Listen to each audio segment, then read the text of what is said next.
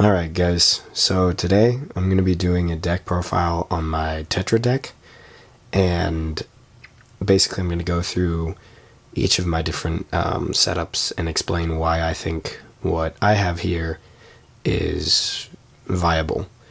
So to get started, my grade 3 lineup is 4 brake rides, so that's Transcore, 3 Tetras and 1 Revonn. And the reason why I run 1 Revonn usually is because sometimes if I'm up against someone who retires my rear guards and it becomes impossible to get Tetra's effect off, I might choose to go for something that still pressures with that extra crit, because Revonn on top of Transcore is still pretty scary. So that's the explanation for why I have that lineup. 4 brake rides because, well, not only do I want to get it off with Tetra, but it's a good fallback itself. If I brake ride on top of a brake ride, it itself is a very, what I believe to think is OP effect. It basically forces them to drop a card. And then my trigger lineup over here, my zeros, basically what I do is I run Rainbow, because with Tetra, Rainbow, and you'll see soon enough, tends to work really, really well. No matter what trigger I get the turn of, as long as I trigger with Tetra, it tends to go in my favor. So I've got 4 of the newer draws, I guess new at this point in time, but 4 of the most recent Catastrophic Outbreak set, which are moving to Soul +3 to rear guards. So if I'm in a bind for trying to get those extra battles, or I need some to give power somewhere on my rear guards, those also help quite a bit. I've got the 4 Icefloe heals, 4 of the Mass Production Sailor stand triggers, which are kind of nice because they can double up as 5k boosters if I call 2 of them to my rear guard. And then I have 4 crit triggers. Alright. For my grade 1 lineup, this is where the magic happens. I've got 4 Brave Shooters, 4 Pervert Guards, 2 8k Vanilla Boosters, 4 Accelerated Commands, and then 1 Wheel Assault. Now, this grade 1 lineup, the 4, not Brave Shooters, I guess they're called Mercenary Brave Shooters, that's what they are. The 4 of those is for early pushing. They're 10k beaters as long as they're the second rested rear guard, which is a really good ability. And the 2 8k boosters are ideally for behind the vanguard. And these accelerated commands are what makes the magic happen with my grade 2 lineup for Tetra. And then the Wheel Assault is the fallback. So you'll see in a second what I mean by fallback. It's basically I can swap 2 units in another column, which can be helpful, but restricts Tetra a bit, which is why I only run 1. And of course, 4 Perfect Guards, because no one likes taking 5 crit to the face. Cough, cough, Descendant. But more importantly, these grade 2s. So I run 2 Tidal Assaults, 2 Twin Strike Brave Shooters, and then 2 Calistas, and then 4 Limit Break Beaters. And these Tidal Assaults is where the really interesting thing happens, because what I'll do is I'll have Tetra on the Vanguard, and then I'll have Tidal Assault in one of the other columns, and I'll call an Accelerated Command. And Tidal's effect is that when he attacks the Vanguard, he can stand back up but -5. So first off, to attack the Vanguard by himself, if he's got that +2, he becomes an 11k.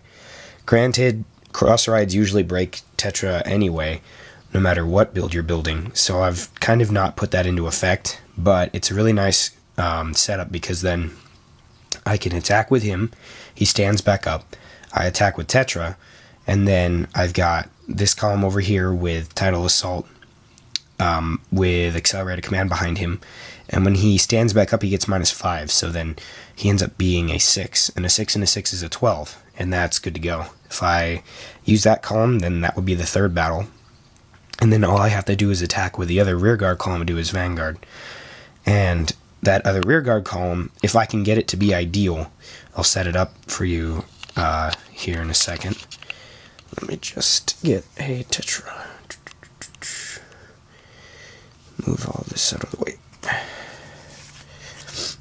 The idea is to do this the turn of the brake ride, because Tetra really, I feel like this sort of Tetra is an all-out kind of thing. So if you don't get it the turn of the brake ride, you're in a bit of trouble. But alright, let's just move this over here. Alright, so let's say, where did we put my Tetra? Did I just... Here it is. No, I want the SP one because it looks cool. Alright, here we go. So we've got Tetra on the Vanguard. He's brake-ridden. Let's say we've got 4 or 5 damage over here. And then usually what I'll do is I'll use this to pressure early game, and if they don't retire him, I'll move him back. He'll be in the same column as the Calista. I'll have the Tidal Assault with the accelerated command behind it, and I'm running the Draco Edge Bubble Edge Dracokid, sorry. And some people might think this is a mistake because some people like to run the grade 3 searcher, but I found that not only do I not find any grade 3s when I search because of my terrible shuffling, but if I can get this effect off, he just boosts the massive advantage that Tetra gives you. And he's a 5k booster, so you can actually pressure early game with him quite a bit, and I like that. His skill is that he moves into the soul, and then one of the rear guards gets an ability that fits the 4th battle or more. If it attacks the Vanguard, I can draw a card, which is pretty awesome with Tetra, because that's kind of what he does. So ideally, I would brake ride, move him into the soul, and then call an 8k booster behind him. That's why there's 2 of them in the deck. And if I can, there we go. Now this is kind of greedy, because that requires quite a bit of setup beforehand, but I found that it's not that greedy to the point where you might die. So now here's where the magic happens. Remember, this is an 11, so we do that first. He stands back up. We do Tetra plus the brake ride plus boosting for this first one. And so that's going to be 21, 29. Usually, sorry, did I count that right? Yeah, 29. Usually, if we've got 5 unflipped damage over here, 5 or 4, doesn't matter, we want to flip 1 to make it a 31. If you're going against cross ride, flip another 1 to make it 33, so that it hits them for 33. And that's quite a bit. So let's say you did that, say you're going against, or let's not say that, because that kind of defeats the purpose. Let's just say you're going up against 11k base right now, because this deck isn't meant to go against cross rides and actually completely dominate. So let's say you flipped 1.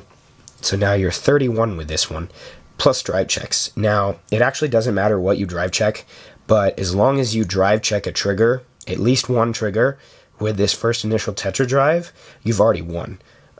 Because what comes next is just broken. So the only thing you really don't want to do right now is get a stand trigger. But even if you did, let's say you did, you drove check a stand trigger and something useless like a grade 1.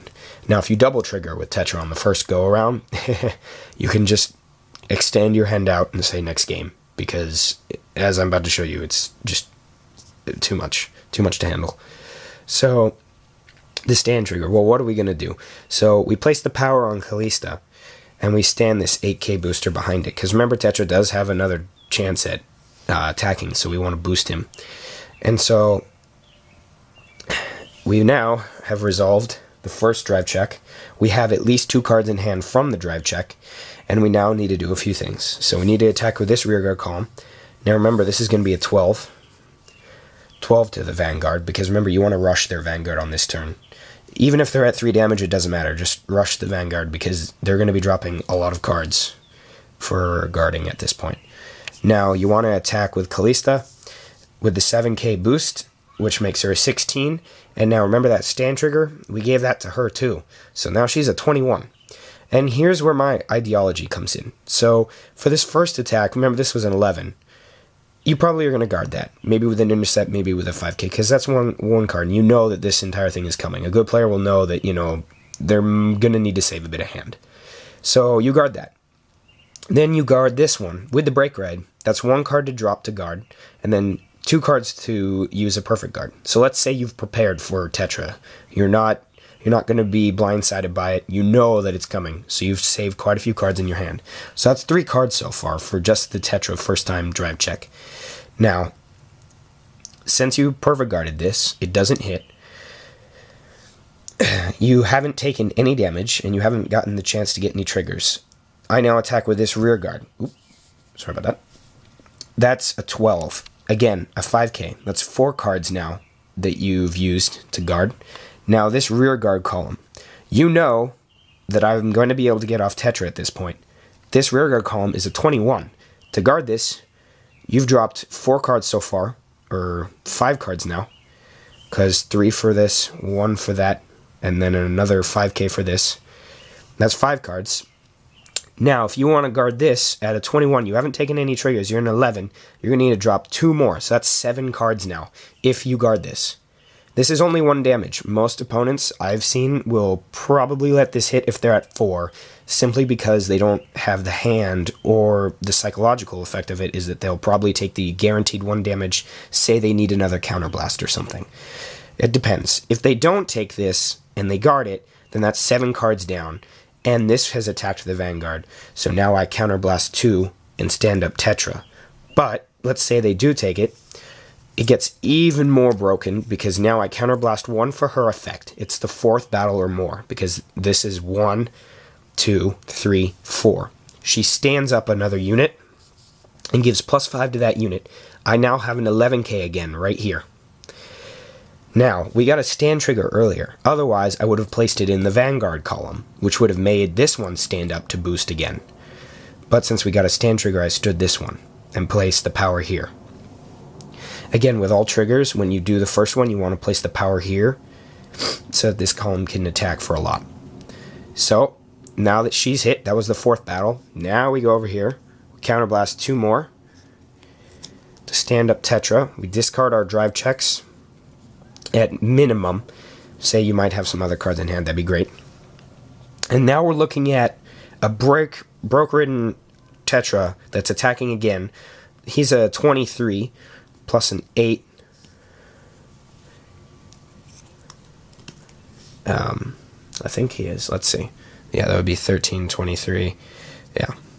So it's a 31 again with drive checks. Now, if you get a trigger with these drive checks, and let's say that they didn't guard this and then they somehow managed to have another perfect guard and card in hand. That was 7 cards, 8, 9, 10 cards now, and 2 of those being perfect guards. 10 cards now to guard this entire attack, and we still have a standing unit. And you haven't taken, well, you have taken 1 damage, but let's say this didn't trigger. If it did trigger, then you're good, because then this is only going to be an 11, and it's probably only going to attack a rear guard. But if you took a damage from this, and you didn't trigger, then we now have an 11 over here waiting to still hit your Vanguard. And we're about to drive check with Tetra again. So if you get drive checks now, basically everything's going to go to here. If you do get a drive check, this becomes a 16, and the opponent now has to drop another 10k, 11 cards now. So if you're going up against someone who has massive hand advantage, say a Bermuda Triangle deck, or maybe a, hold on, probably the only other deck that I would think would have hand for this would be Raging Form or something like that. I'm not quite sure, actually, who would have 10 plus cards extra in their hand. I haven't had that much experience, but against other decks that rely on, like, hand, this would completely crush, because then there goes 10 or 11 cards, depending upon how many drive checks you get the second time that are triggers. So, really, there is a bit of luck involved, because you do need to get triggers with Tetra. Otherwise, you're not going to do as well as you would have with Tetra. But, yeah, this is ideal, so I know some people are going to be like, well, you can't always rely on that. And you're right, but this is the way I would play it, and this is the way I hope it'll get played. So, thank you.